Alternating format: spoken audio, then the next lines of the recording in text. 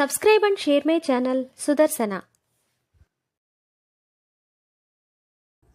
శ్రీమాత్రే నమః.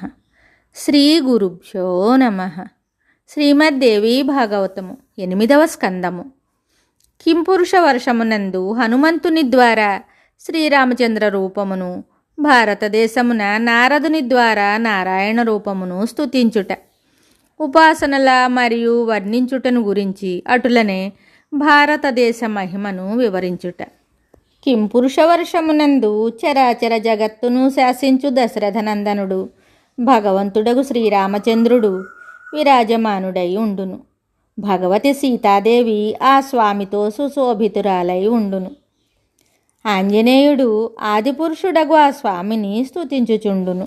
హనుమంతుడు చెప్తున్నాడు, ఓం నమో భగవతే ఉత్తమ శ్లోకాయ నమః, ఆర్యలక్షణశీలవ్రతాయ నమః, ఉపశిక్షితాత్మనే ఉపాసితలోకాయ నమః, సాధువాద నికషణాయ నమో సుబ్రహ్మణ్య దేవాయ మహాపురుషాయ మహాభాగాయ నమః. ఓంకారస్వరూపుడు పరమకీర్తిమంతుడు భగవంతుడగు శ్రీరామునకు నమస్కరించుచున్నాను. శ్రేష్ఠ పురుష లక్షణములతో, శీలముతో, వ్రతములతో సంపన్నుడైన శ్రీరామునకు ప్రణమిల్లెదను. పరమ సంయమన చిత్తము కలిగి లోకారాధనయందు తత్పరుడగు శ్రీరామదేవునకు నమస్కారము. సాధుత్వ పరీక్ష కొరకు గీటురాయి రూపమున భగవంతుడగు శ్రీరామునకు వందనములు చేస్తున్నాను. బ్రాహ్మణులకు పరమభక్తుడు, అట్లే మహాభాగ్యశాలియగు మహాపురుషుడును భగవంతుడును అగు శ్రీరామునకు నమస్కరిస్తున్నాను. ఏకైక విశుద్ధ బోధస్వరూపుడు, సకల అంతఃకరణములందు విద్యమానుడు, తన తేజస్సు చేత గుణములను మేల్కొల్పు మొదలగు అవస్థలను నిరసించువాడు, పరమశాంత ఆకారము కలవాడు, నిర్మలమైన బుద్ధితో సమస్తమును గ్రహించగలిగినవాడు, నామరూపములు లేనివాడు, అహంకార శూన్యుడు భగవంతుడగు శ్రీరామచంద్రుని శరణుజొచ్చెదను. భగవన్, మానవ రూపమున కేవలము రాక్షస సంహారము కొరకే మీరు అవతరించలేదు. ప్రాణులకు సుఖదుఖములు సహజములని చెప్పుటకే మీరు పుట్టారు. లేకపోయినచో మీరు మీ స్వరూపమునందే రమించెదరు. సకల సమర్థులైన ప్రభువులు. సీతావియోగమున ఇంత దుఃఖమును ఎందులకు సహించవలసి వచ్చెను?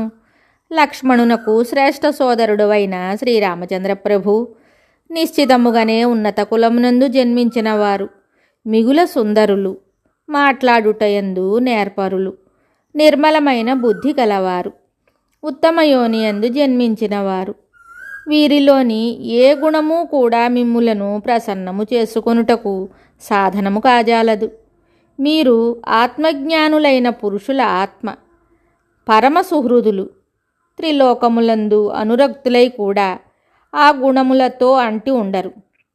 సీత కొరకు దుఃఖితులగుట, లక్ష్మణ వియోగముతో విషాదమును పొందుట, ఇటివి మీకెప్పుడునూ సంభవింపవు.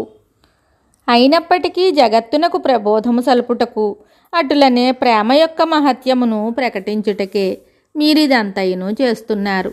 భగవన్, దేవతలు, దానవులు, మానవులు లేక వానరులు ఎవరైనను కావచ్చును. వారు మానవ రూపమును ధరించి రామరూపమున అవతరించిన మిమ్ములను భగవంతుడగు శ్రీహరిని భజింపవలెను. ఉపకారము చేయువాని స్వల్ప సహాయమును కూడా మీరు కొండంతగా భావించెదరు. మీరు అపార దయాస్వరూపులు.